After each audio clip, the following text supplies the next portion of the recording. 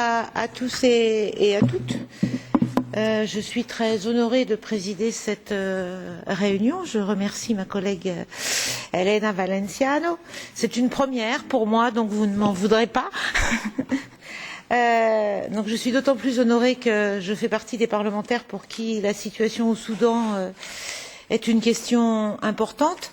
Nous avons donc cet après-midi une audition sur la situation des droits de l'homme au Soudan qui se situe dans la suite des résolutions que nous avons votées au Parlement européen en la matière, et je suis particulièrement honorée d'accueillir Amin Mekki Medani, qui d'une certaine façon était l'objet, le sujet de la dernière résolution du Parlement européen votée en la matière. Il a passé 4 mois en prison, et donc c'est un grand honneur de l'accueillir ici au Parlement européen, où il vient pour la première fois, puisque jusqu'à présent il avait été empêché de venir, y compris dans le cadre d'auditions officielles. Je ne vais pas prendre la parole plus longtemps parce que je pense que ce qui est important, c'est ce que M. Mekki Medani et M. Baldo ont à nous dire. Je leur donnerai la parole dans cet ordre-là. Donc, M. Mekki Medani est un activiste des droits de l'homme. Il est président de pas ça dans les bonnes notes, président de la Confédération de la société civile soudanaise. Il a soutenu l'appel du Soudan, et c'est à ce titre-là qu'il a été emprisonné durant plusieurs mois. C'est un éminent avocat qui a consacré beaucoup de sa vie à la défense des droits de l'homme, donc un de ces défenseurs des droits de l'homme que j'allais dire que nous aimons à protéger, que nous aimerions même mieux protéger, notamment au sein de cette sous-commission des droits de l'homme à laquelle je suis très fière d'appartenir. Monsieur Mekki Medani, à vous pour 10 minutes si possible.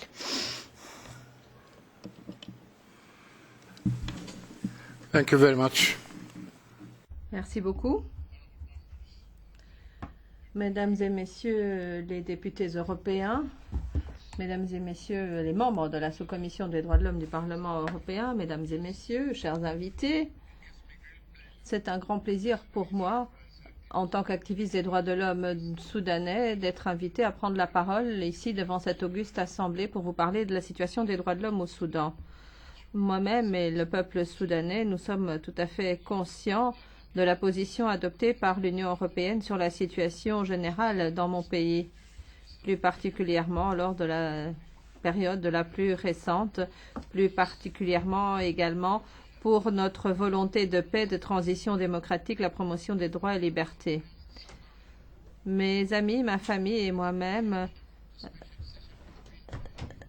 avons vu la réunion spécifique et la mobilisation du Parlement européen lors de mon arrestation et de mon procès. C'est ce genre de position qui vous donne du courage. C'est cela qui vous encourage à continuer votre lutte et à vous battre pour la promotion, le respect des droits de l'homme et la gouvernance démocratique. Moi-même, ma famille, mes amis et le peuple soudanais vous seront reconnaissants à tout jamais. Maintenant, la détérioration des droits de l'homme est une réalité au Soudan. Mesdames et messieurs, comme vous le savez, le régime actuel est arrivé au pouvoir après un coup militaire contre un parlement élu en juin 1998. Maintenant, c'est toujours le même gouvernement qui est au pouvoir, le même président qui est au pouvoir, les mêmes forces de sécurité et la même bureaucratie. Au début, ils ont utilisé les slogans de l'arabisme et de l'islamisme dans un pays qui est multiethnique par définition, multireligieux et multiculturel. Pour ce qui est du travail juridique, je devrais peut-être encore vous dire qu'avant le coup militaire, le Soudan avait ratifié quelques conventions importantes, notamment la Charte des droits fondamentaux, la charte contre la discrimination raciale et également la Convention de l'Union africaine sur les droits humains. La Constitution de 2005 a repris ces conventions et elles sont devenues partie intégrante de la Constitution, à côté des lois qui énuméraient ces droits. Cependant, le livre statutaire, c'est-à-dire la législation actuellement en vigueur, appliquée avec rigueur, vont dans une direction qui ne respecte pas ces conventions internationales et les lois adoptées pour protéger les gens. Quelles sont ces lois qui sont promulguées? L'acte sur l'intelligence nationale de 2010 et la modification de la Constitution de cette année. Les services de sécurité et d'intelligence sont devenus une organisation militaire.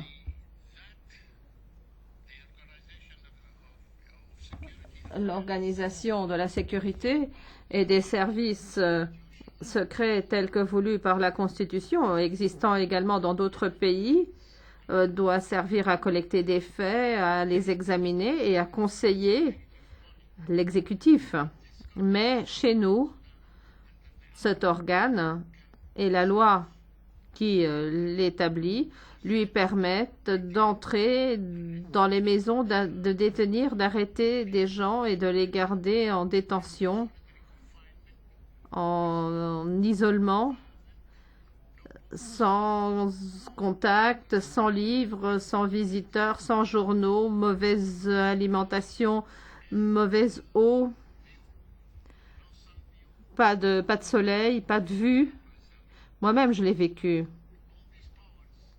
Tous ces pouvoirs, l'organisation les détient sans responsabilité. Vous ne pouvez pas recourir contre eux. Ils jouissent de toute immunité à chaque fois qu'ils agissent. Vous pouvez être maltraité, vous pouvez être torturé. Et si vous voulez intenter un recours, il vous faut l'autorisation du directeur de l'autorisation et ça, vous ne l'avez jamais. Les journalistes sont mis en prison, les journaux sont interdits ou censurés, les journaux sont confisqués, surtout après impression. Comme ça coûte plus aux journaux. On limite la liberté des activistes qui du coup ne peuvent plus vraiment agir. On les empêche de suivre des formations, d'assister à des séminaires. Ils n'ont le droit de le faire qu'après avoir reçu l'accord des services secrets. On a totalement aboli le syndicalisme et l'indépendance syndicale. Tout cela relève maintenant des différents ministères. Les femmes, elles, sont également privées de toute une série de droits. On impose le vêtement islamique, l'intimidation des gens, des partis sont monnaie courante. Les hommes doivent accompagner les femmes ne peuvent pas voyager seules et si elles le font, elles sont intimidées. On utilise l'islam comme prétexte à tout cela, alors qu'il n'y a rien de tout cela qui est prescrit dans l'islam. Les gens ne peuvent pas faire des fêtes, on ne peut pas non plus vraiment festoyer lors de mariage. Et si on le fait, on les intimide, ils sont menacés, on confisque les micros utilisés lors des fêtes. Donc il y a vraiment les libertés d'expression, d'assemblée, de réunion qui sont limitées. Si 5 personnes ou plus se réunissent, c'est une assemblée illégale. Et vous pouvez être poursuivi pour cela. Si vous voulez vous réunir, vous devez demander l'autorisation. Quant à l'économie du pays, il faut en parler parce que les droits économiques, sociaux et culturels n'existent pas. Le Soudan est endetté 50 milliards de dollars. Il n'y a plus d'investissement. On ne sert plus les prêts étrangers. Les exportations et les importations ont été fortement touchées. La valeur de la livre soudanaise a chuté et les gens souffrent. Et vous voyez, les jeunes, avec ce qui se passe en Iran et en Irak, On ne sait pas ce qu'ils vont devenir, mais on pense que malgré tout ce qui se passe en Irak et en Syrie, il ne faut pas oublier la tragédie que vit le peuple soudanais. Et il y a des gens qui traversent la Libye pour ensuite traverser la Méditerranée avec des embarcations de fortune. Et on sait très bien comment ça se finit souvent. Il y a la Convention de Genève qui a été ratifiée, y compris la 4e, sur la protection des civils lors de conflits armés. Mais il faut lire les rapports publiés par Amnesty International, Human Rights Watch ou d'autres sur la guerre au Darfour et les deux régions.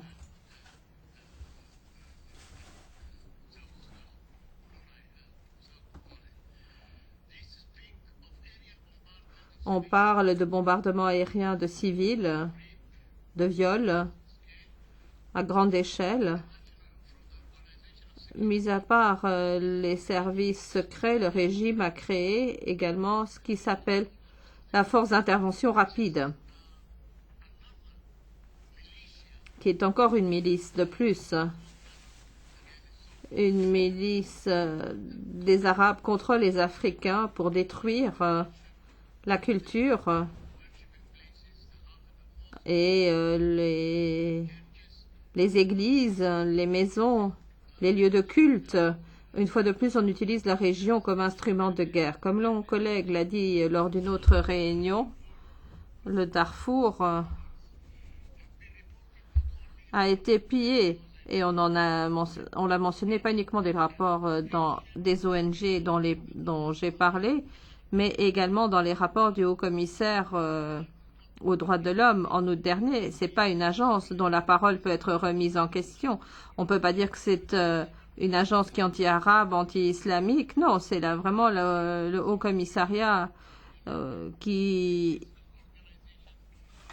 reçoit son pouvoir de la MINUAD, qui est là justement pour protéger les civils au Darfour.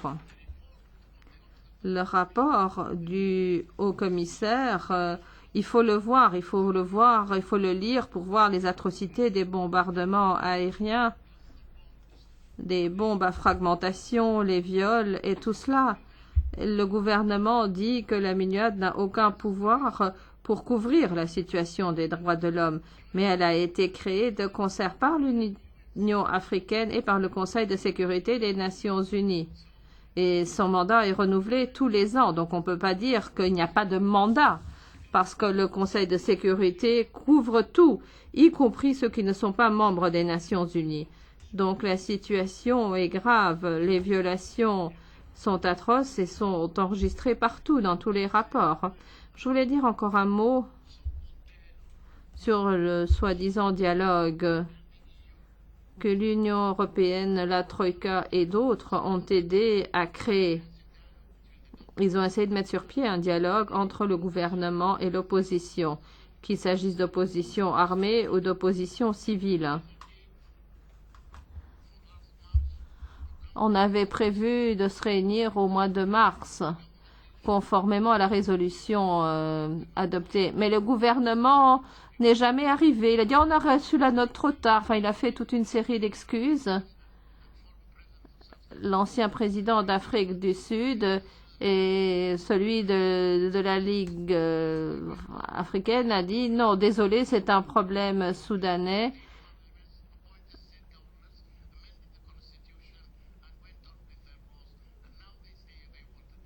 Ils ont imposé leur gouvernement, ils ont imposé leur président, et maintenant ils disent qu'ils veulent un dialogue. Ils veulent un dialogue dans quelques semaines.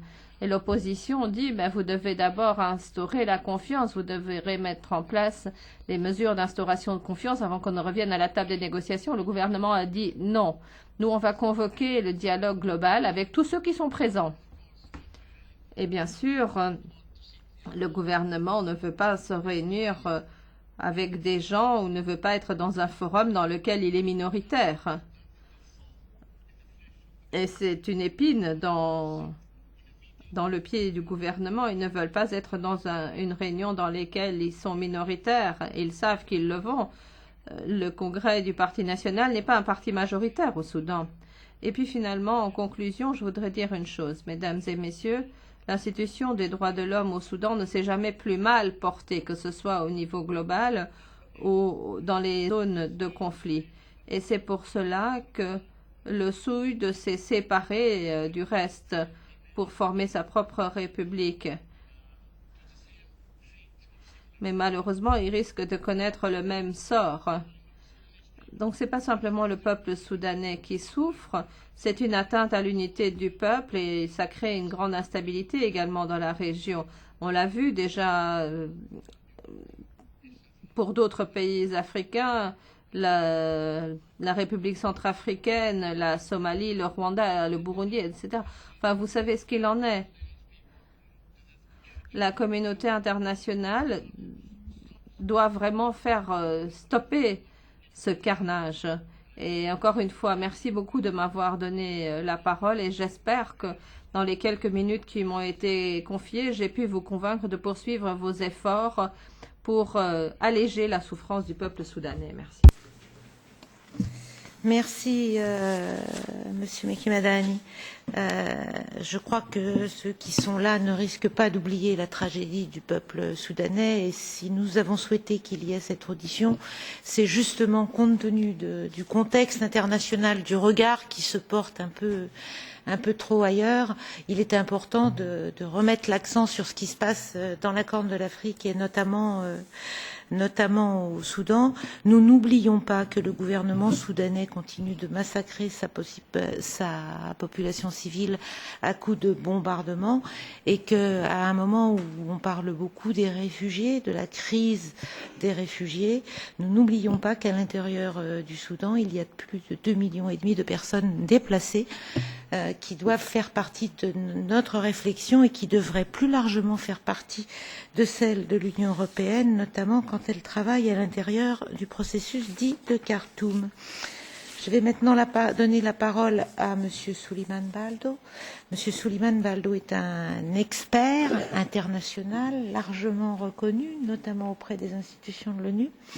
Il a travaillé notamment auprès de Human Rights Watch. Il a aussi travaillé, il a été directeur du programme Afrique de l'International Crisis Group et je crois qu'on peut dire que c'est un spécialiste de la Corne de l'Afrique reconnu. Donc je suis sûre que vous allez avoir beaucoup de choses à nous dire. Nous allons vous entendre avec plaisir. À vous. Merci, Madame. Et honorable members of the Chers députés, membres de la sous-commission droit du Parlement européen, mesdames et messieurs, c'est un grand honneur pour moi que de pouvoir ainsi prendre la parole devant vous aujourd'hui au cours de cette audition spéciale consacrée à la situation des droits de l'homme au Soudan. Mon collègue, M. Meki Medini, a souligné les caractéristiques du cadre juridique soudanais qui est doté des principaux éléments et garanties sur lesquels s'adosse le respect des droits de l'homme, les meilleures normes internationalement reconnues. Cependant, ce n'est pas ce cadre juridique que le gouvernement a choisi de respecter et de mettre en œuvre. Au contraire, ce qu'on constate, c'est la survivance d'une main de fer qui s'abat sur la population pour la contrôler.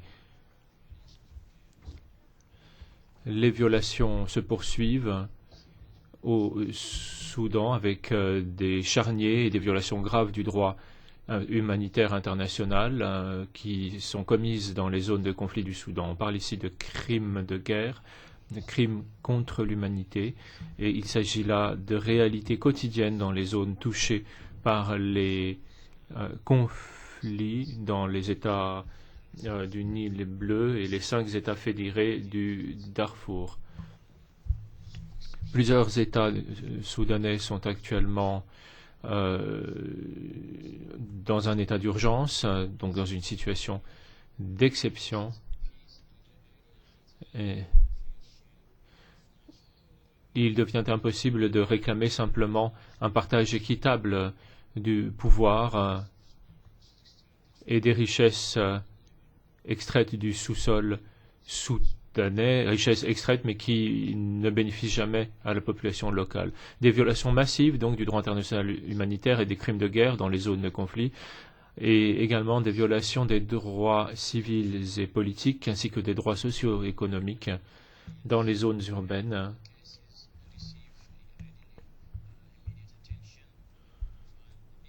En raison du profil des victimes, les affaires suscitent immédiatement une certaine attention, mais malheureusement, dans les zones de conflit où les violations sont massives, eh bien, les informations disponibles ne sont pas suffisamment détaillées. Je voudrais essayer de revenir brièvement sur ces violations. Il y a des violations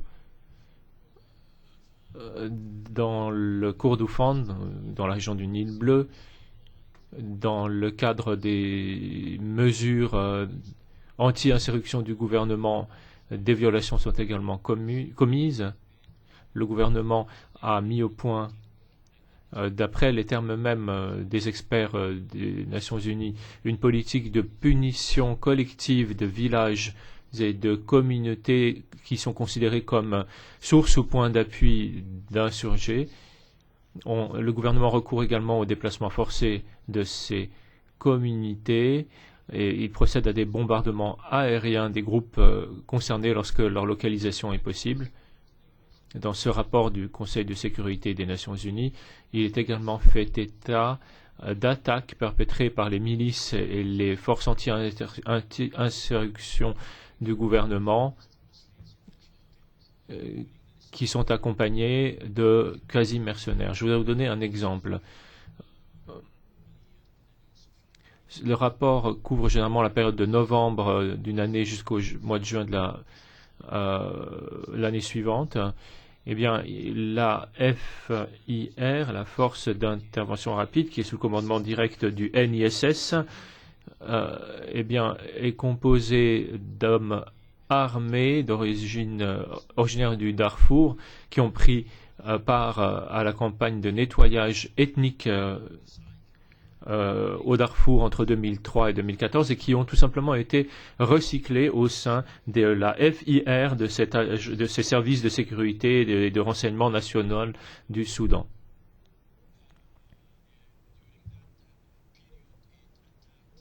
Ces forces, pendant la période évoquée, ont attaqué de nombreux villages et déplacé d'innombrables civils, ont commis des viols, des pillages, tout en étant soutenus par les forces aériennes et l'armée soudanaise, forces aériennes qui procédaient à des bombardements et qui se coordonnaient de façon étroite avec la FIR et les milices.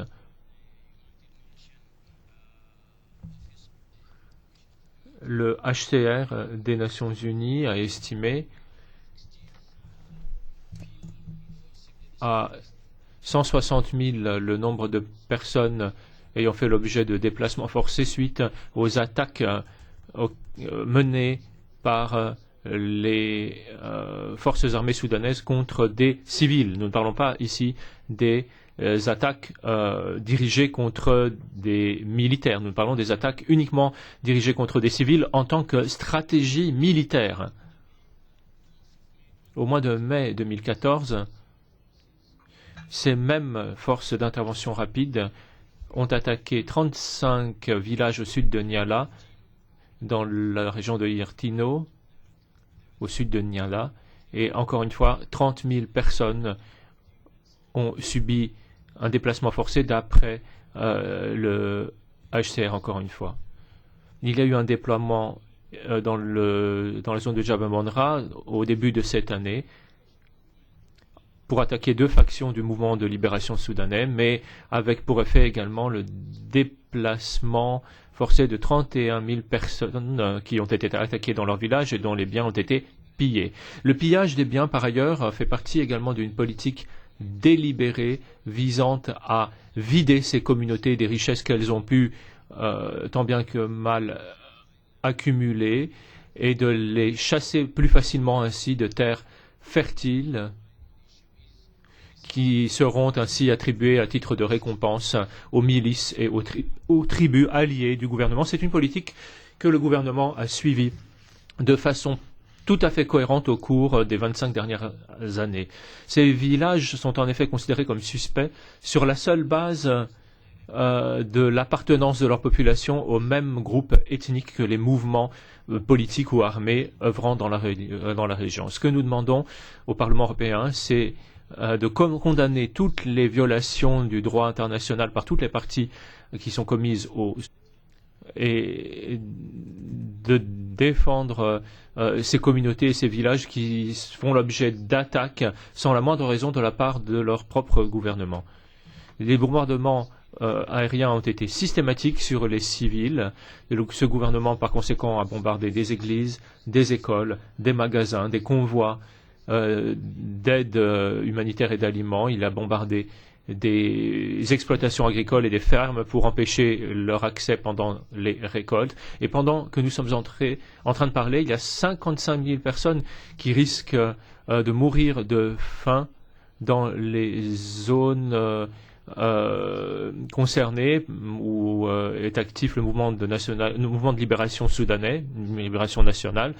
C'est pourquoi nous en appelons à la communauté internationale pour qu'il soit mis un terme au ciblage des civils et de l'infrastructure et pour que l'on permette leur survie conformément au droit international humanitaire, pour que l'accès humanitaire soit garanti dans ces régions du Nil bleu et les régions tenues par le mouvement de libération nationale soudanais. C'est très important de mettre fin à ce blocus humanitaire parce que c'est un blocus très strict qui est imposé par Khartoum, aussi bien pour l'aide humanitaire que les échanges commerciaux entre les zones tenues par les rebelles et les autres territoires. Un décret a récemment été passé interdisant ainsi l'aide et menaçant de peine de mort ceux qui oseraient s'engager dans de telles activités. Un aspect de la guerre au Darfour est celui de la lutte intertribale. Le gouvernement a en effet recruté tellement de milices différentes, les a recrutées auprès de tellement d'ethnies différentes et les a armées qu'aujourd'hui, il a totalement perdu le contrôle de ces milices.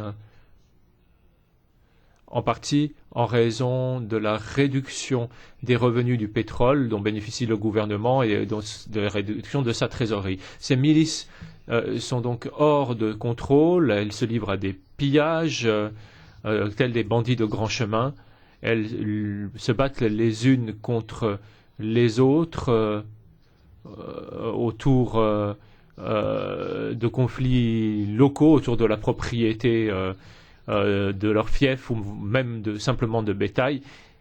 Et je voudrais vous donner simplement 3 exemples rapidement. Au mois de janvier 2013, dans une lutte entre les Reziégat et une autre tribu autour de l'accès d'une zone riche en or, les Beli Hussein, la faction rivale, donc à elle seule, a perdu 100 000 civils, alors que de l'autre partie n'a pas voulu reconnaître les pertes essuyées. Dans un combat entre les Daeshiens et leurs milices et les Salamat de l'autre, en 2013, encore une fois, des milliers de personnes ont subi un déplacement forcé, notamment dans la communauté Salamat, qui ont été chassés dans leur zone tribale. Et de part et d'autre, dans ce conflit, eh bien, on trouvait des miliciens armés et entraînés par le gouvernement soudanais. Les Reziégat et les Mahalia se sont de nouveau affrontés au mois d'août 2014 et au mois de mai de cette année également. D'un côté comme de l'autre, il y a eu 920 morts et dans les affrontements du mois de mai de cette année, dans une localité en territoire Mahalia, eh bien, 55 000 personnes ont subi un déplacement forcé, 55 000 Mahalia.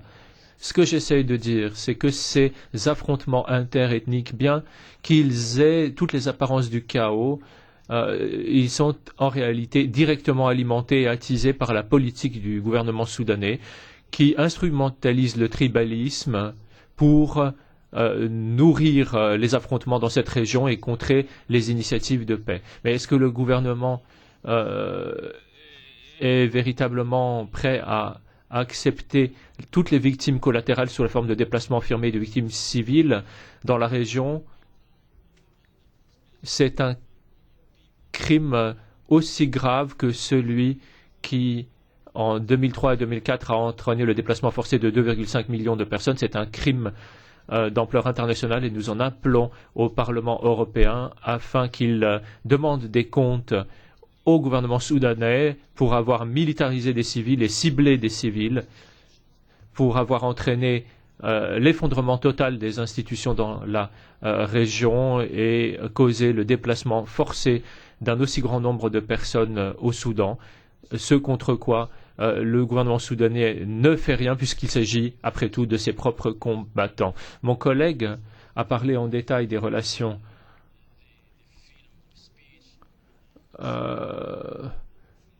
entre les différents éléments que sont la liberté de religion, la liberté d'association, de réunion et d'expression. Je n'y reviendrai pas. Mais cette semaine même, en fait avant-hier, à Khartoum,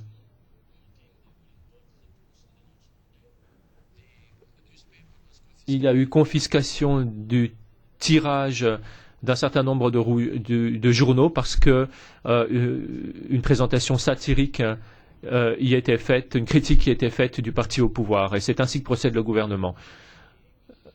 Vendredi dernier, les services de renseignement et de sécurité, le NISS, ont également confisqué le tirage d'un journal soudanais après donc ce tirage, puisqu'il figurait un rapport qui mettait en lumière un scandale de pollution massive de l'eau potable.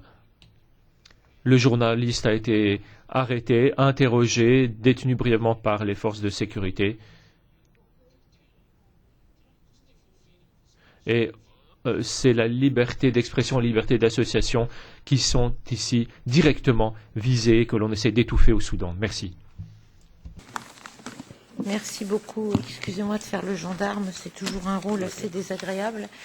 Mais si vous voulez laisser un peu de temps au débat et aux questions de mes collègues, je pense que c'est important. Je voudrais juste souligner votre appel au Parlement européen. Je pense que vous pouvez être sûr que vous êtes entendu. Je voulais ajouter deux choses. Vous avez commencé votre intervention en disant qu'il y avait des crimes de guerre et des crimes contre l'humanité. Je voudrais rappeler que M. Omar Béchir est toujours sous le coup d'un mandat d'arrêt international de la Cour pénale internationale, qu'il a pu se rendre en toute impunité à un sommet de l'Union africaine en Afrique du Sud, que cela a choqué un certain nombre d'entre nous. Et que au printemps dernier, il y a eu des élections, j'hésite sur le terme d'ailleurs, un simulacre d'élection qui a été l'occasion de nombreuses arrestations et d'une censure massive dans les médias. Je crois que c'était important de le souligner aussi. Puis j'avais relevé, moi, au mois de juillet dernier, l'arrestation, la condamnation à des coups de fouet et l'exécution immédiate en place publique de deux dirigeants de l'opposition, peine qui n'avait jamais été appliquée, enfin, plus jamais été appliquée au Soudan depuis l'arrivée au pouvoir de M. Béchir. Donc je pense qu'il y a des actes symboliques de ce genre-là que nous ne devons pas laisser passer. Je donne la parole à ceux de mes collègues qui le veulent bien. Je voudrais juste dire à nos invités que nous sommes dans un après-midi un peu chargé, y compris que nous avons en parallèle une réunion de la Commission des affaires étrangères, ce qui ne facilite pas la présence massive des parlementaires. Ma présidente, Madame Valenciano, voulait prendre la parole, je lui donne volontiers. Si. Merci. Je vais m'exprimer en espagnol. Donc je pense que vous aurez besoin de votre casque. Je vais m'exprimer en langue espagnole. Ah, vous comprenez l'espagnol? Ah, très bien. Très bien.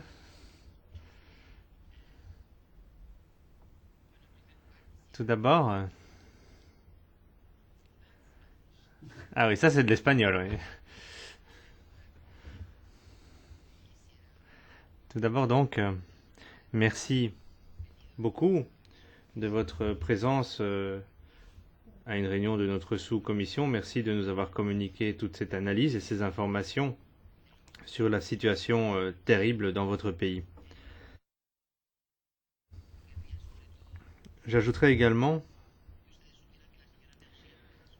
que je souhaiterais que vous compreniez que Madame Vergiat est très active dans de nombreux domaines, mais en particulier en ce qui concerne le Soudan. Et donc, vous avez à côté de vous une députée qui a à cœur l'intérêt de votre pays, la démocratie et la liberté dans votre pays.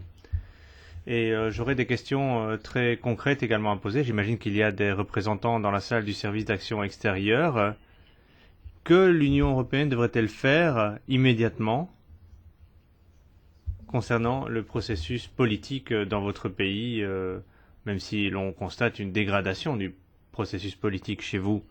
Quelles sont les décisions que, selon vous, l'Union européenne devrait prendre pour tenter de remonter la pente ou de commencer à sortir de ce tunnel très sombre dans lequel se trouve votre pays? Que devrions-nous faire au niveau de l'Union européenne? Merci.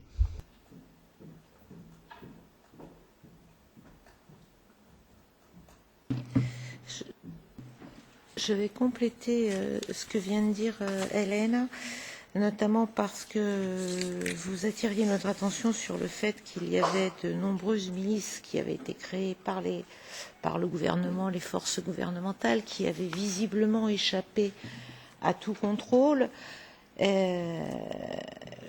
L'Union européenne, ses États membres négocient actuellement le processus de Khartoum. Dans ce processus, il est question de lutter contre les trafics d'êtres humains. Donc je voudrais la discussion se fait avec le gouvernement.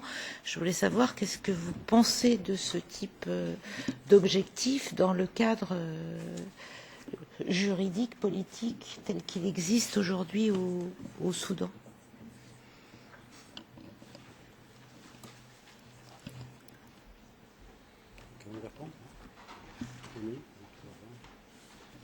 Yes, considering... Merci. Que devrait faire l'Union européenne donc? Je vais tenter d'expliquer l'impasse dans laquelle nous nous trouvons. Politiquement, le Soudan est dans une impasse. Selon moi, l'Union européenne, grâce à ces informations, a donné au Soudan 90 jours pour mettre en œuvre ce dialogue approfondi et pour tenter de rapprocher les positions au siège de l'Union européenne à Addis Abeba. Et c'est la première fois, à ma connaissance, que l'Union européenne donne un tel ultimatum à un État membre fondateur des Nations Unies ou de l'Union africaine. Cet ultimatum de 90 jours de l'Organisation de l'Unité africaine à un de ses membres fondateurs, le Soudan, veut dire quelque chose. Et ensuite, le dossier passera à New York, aux Nations Unies. Il y a eu une visite à Pékin. La Chine est membre permanent du Conseil de sécurité des Nations Unies. Et en fin de compte, je pense que lors de cette visite à Pékin, le président l'avait dit clairement, l'enjeu est très clair et le 10 octobre, il y aura un dialogue, mais ce dialogue risque d'être un dialogue de sourds. Parce que ce dialogue ne reprend pas l'opposition politique, ni les personnes qui se battent dans ces trois régions. La société civile n'est pas inclue non plus. Donc le gouvernement, parmi ses alliés, on nous parle de 86 partis. Je ne sais pas d'où ils sortent, mais pour créer un parti, 5 personnes suffisent, donc cela ne veut peut-être pas dire grand-chose. En tout cas, c'est ça la coalition. Et le 10 octobre, ce sont ces partis qui se réuniront. Et après le 10 octobre, nous en saurons un peu plus peut-être. Et nous allons voir ce que l'Union africaine fera après ces 90 jours, ainsi que l'Union européenne dans la foulée. Merci. For me, one of the top priorities. Merci. Parmi les priorités principales pour l'action extérieure de l'Union européenne, nous avons une pression à exercer sur le gouvernement soudanais pour mettre fin à ce blocus humanitaire et cela devrait permettre un accès à ces zones pour l'aide humanitaire parce que certaines communautés vivant dans ces zones ont eu une saison des pluies très mauvaise cette année et les populations sont confrontées à une malnutrition grave. Et je pense que comme les pluies n'arrivent pas, les difficultés se poursuivront. Et la survie de ces communautés a été largement mise en cause, affaiblie, parce qu'il y a eu 5 années de difficultés. Par exemple, les forces gouvernementales ont survolé certaines zones, ce qui empêchait les agriculteurs de planter leurs champs. Et les forces gouvernementales utilisent des bombes à fragmentation. L'utilisation des bombes à fragmentation est démontrée au Darfour, dans la zone du Haut-Nil.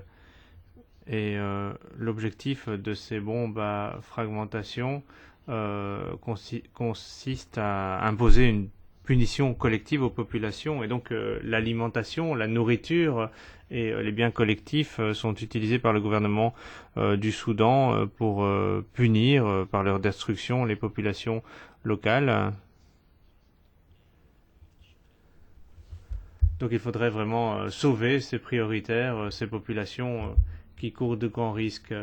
Et en ce qui concerne Khartoum, vous savez, le Soudan est un pays de passage pour les migrants des pays de la Corne de l'Afrique.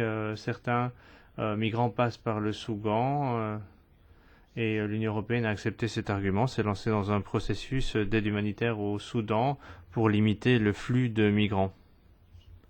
Mais si vous vous penchez sur le profil des personnes qui quittent les côtes libyennes et qui arrivent sur la rive sud de l'Europe, en Grèce, en Italie, à Chypre, vous constaterez qu'il y a de nombreux Soudanais, peut-être plus de Soudanais que d'Érythréens en fait, parce que il y a toute une génération perdue de jeunes Darfouris, des jeunes hommes et des jeunes femmes qui sont désespérés, qui n'ont pas la moindre opportunité de quitter le Soudan, ou de vivre en fait, de prospérer au Soudan, donc ils doivent quitter le Soudan parce qu'ils subissent des discriminations, ils risquent leur propre vie pour quitter les côtes de l'Afrique et arriver sur les côtes européennes.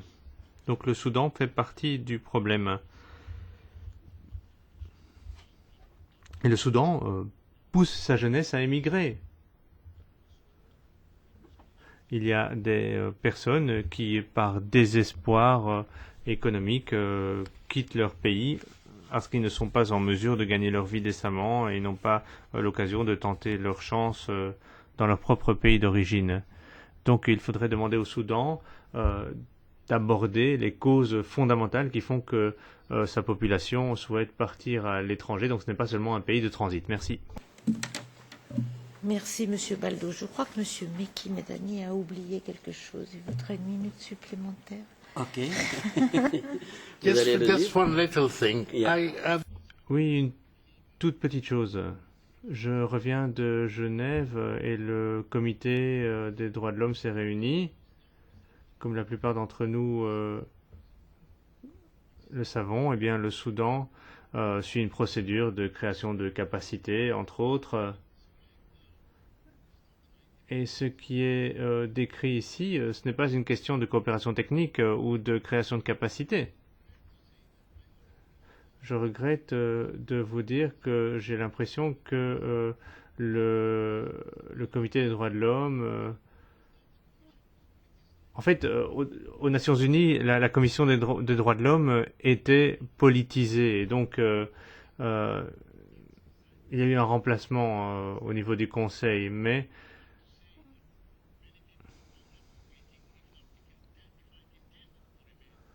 si le point 10 devait perdurer, il doit s'accompagner d'une commission d'enquête pour voir si ce qui a été dit cet après-midi est vrai ou s'il s'agit simplement de propagande de l'opposition ou de personnes qui s'opposent au gouvernement. Donc il faudrait une commission d'enquête et cette commission d'enquête permettrait de faire la clarté et de transmettre des informations fondées au monde, parce que le gouvernement dit il n'y a pas de problème, mais la population, au contraire, dit qu'elle souffre de la faim, qu'il y a trop de morts, et je pense que cela résoudrait une partie des problèmes.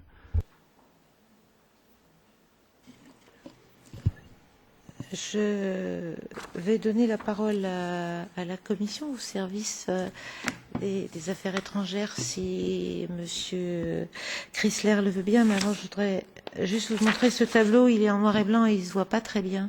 C'est le centre Simone Scotch pour la prévention des génocides qui vient de le publier. Sur ce tableau, ça fait apparaître que en Afrique, le Soudan est la zone qui est la plus menacée de génocide actuellement, juste après les Rohingyas en Birmanie, qui intéressent un certain nombre d'entre nous également.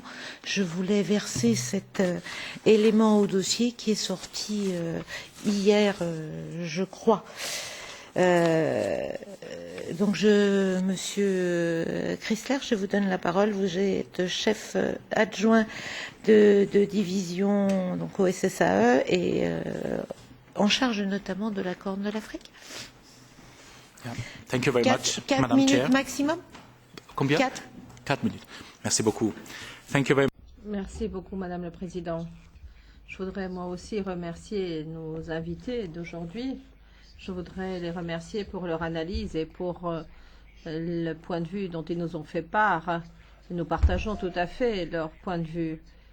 Cette audition sur la situation des droits de l'homme en Soudan arrive à point nommé parce que nous venons juste de discuter avec les États membres de l'Union la semaine dernière au Conseil des tendances et des développements en matière de droits de l'homme au Soudan. Et cette discussion reposait sur un rapport des chefs de mission à Khartoum. Ça couvrait toute une année. Et les chefs européens de mission à Khartoum parviennent tous à la même conclusion, celle que nous avons entendue aussi aujourd'hui ici, à savoir que la situation des droits de l'homme au Soudan ne s'est absolument pas améliorée et que cette situation s'est même détériorée sur certains points. Donc nous sommes extrêmement reconnaissants d'être associés à cette audition aujourd'hui. Madame le Président, vous savez que les relations politiques entre l'Union européenne et le Soudan sont très difficiles. C'est dû au mandat d'arrêt contre le président Bachir de la Cour pénale internationale et également parce que le Soudan n'a pas ratifié les accords de partenariat de Cotonou. Et ça met bien entendu un frein à notre coopération en termes de développement. Ça limite également nos possibilités de dialogue avec les représentants du gouvernement soudanais. Malgré ou à cause de tout cela, je pense qu'il est clair que ce pays a besoin d'une transformation politique complète pour arriver à la paix, à la stabilité, à la réconciliation et au développement. Tous les efforts nationaux et internationaux qui permettrait d'atteindre cet objectif mérite notre soutien. Je voulais juste encore faire un commentaire sur le processus de Khartoum. Parce qu'il est vrai que le Soudan est un pays important s'agissant de la migration. Ce n'est pas uniquement un pays de transit, c'est également un pays d'origine, comme l'a dit M. Baldo. Et c'est même un pays de destination pour les migrants ou les réfugiés qui viennent d'autres pays de la Corne de l'Afrique. Donc nous pensons que ce processus de Khartoum, qui est un forum régional de dialogue avec les pays de la Corne de l'Afrique sur la migration, est une excellente opportunité pour nous. Ça nous permet de discuter avec le Soudan sur les causes même de la migration, comme ça a été dit. Il y a 2 projets et 2 actions concrètes qui découleront de ce dialogue, nous permettront probablement d'améliorer les conditions de vie ou les conditions en général du pays, et probablement qu'on pourra ainsi aborder avec le gouvernement soudanais certaines questions qu'on ne pourrait pas aborder autrement. Donc, on attend maintenant un dialogue concret dans le cadre de ce processus de Khartoum. Et deuxièmement, Madame la Présidente, sur le dialogue national. Nous avons été extrêmement déçus de voir comment ce dialogue aboutit dans une impasse. L'Union européenne a été active, l'Union européenne a essayé d'aider, de servir d'intermédiaire pour que ce dialogue national puisse se tenir dans un bon climat. Nous avons toujours souligné que ce dialogue devait être inclusif et nous avons d'ailleurs fait des déclarations en ce sens. Nous soutenons le rôle de l'Union africaine s'agissant du dialogue national et l'envoyé spécial pour la Corne de l'Afrique a également un rôle spécifique à jouer dans ce contexte. En tout cas, merci de nous avoir donné la parole.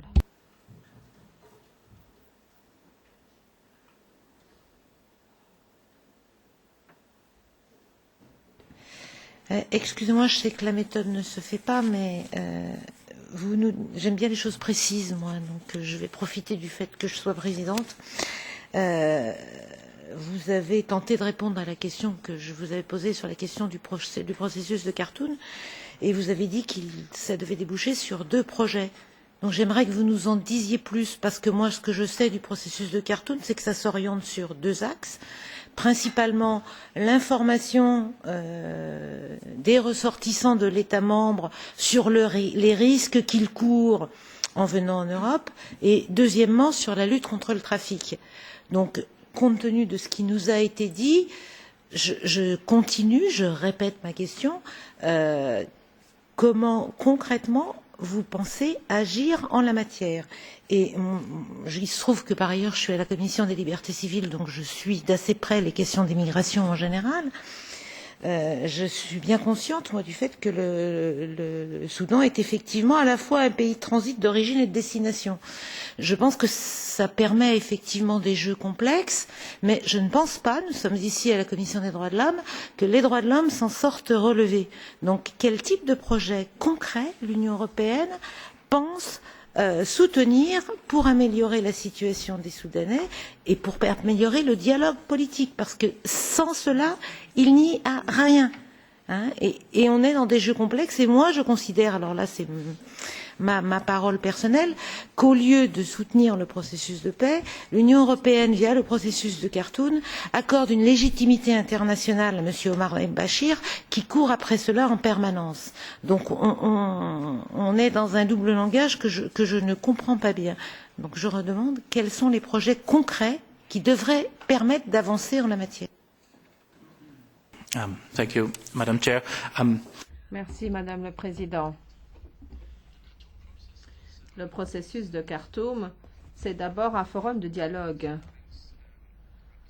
Ça réunit tous les représentants des pays concernés, tant en Europe que de la Corne de l'Afrique.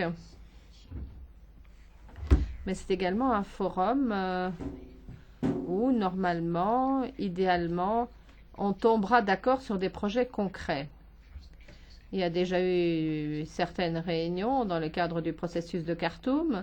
Lors de ces premières réunions, on a examiné des propositions de projets qui émanaient de différents partis, tant des États membres de l'Union que de pays de la région. Jusqu'à maintenant, on n'en est pas encore arrivé au point où on discute de projets concrets. Mais en règle générale, ces projets... En fait, le processus de Khartoum sert à lutter contre le trafic d'êtres humains. Donc, ces projets concernent avant tout l'amélioration de la situation à cet égard-là. Dans un contexte plus large, ça fait partie d'un dialogue avec la Corne de l'Afrique, mais également avec la région du Sahel et d'autres pays d'Afrique du Nord. Et lors du sommet migration UE-Afrique à La Valette, la Commission va proposer de créer un trust fund, un fonds pour cette région, avec une somme assez conséquente. Et ce fonds doit financer des projets pour améliorer les conditions de vie, ou plutôt pour lutter contre les causes primordiales de la migration dans les pays concernés, le Sahel, la Corne de l'Afrique et l'Afrique du Nord. Je ne sais pas si la Commission souhaite donner d'autres détails, mais voilà ce que je peux vous dire. Merci. Merci beaucoup de cette précision. Je pense que nous serons un certain nombre à suivre de très près le sommet de La Valette, parce qu'effectivement, il y a des enjeux essentiels qui sont là, comme nous continuerons de suivre les avancées du processus de paix, parce que je crois que c'est quelque chose d'essentiel. J'ai d'ailleurs oublié de remercier les efforts de M. Rondos sur place. Je pense que ça vaut le coup de le souligner. Je sais qu'il suit tout cela avec beaucoup d'attention. Je crois qu'il me reste à remercier nos invités. Donc merci Monsieur Baldo. Et vous ne m'en voudrez pas, je pense, si je remercie tout particulièrement Amin Mekki Medani d'être venu nous voir, d'avoir réussi à venir nous voir malgré toutes les difficultés qu'il a rencontrées. Et j'espère qu'il aura d'autres occasions de venir au Parlement européen. Un grand merci à vous deux.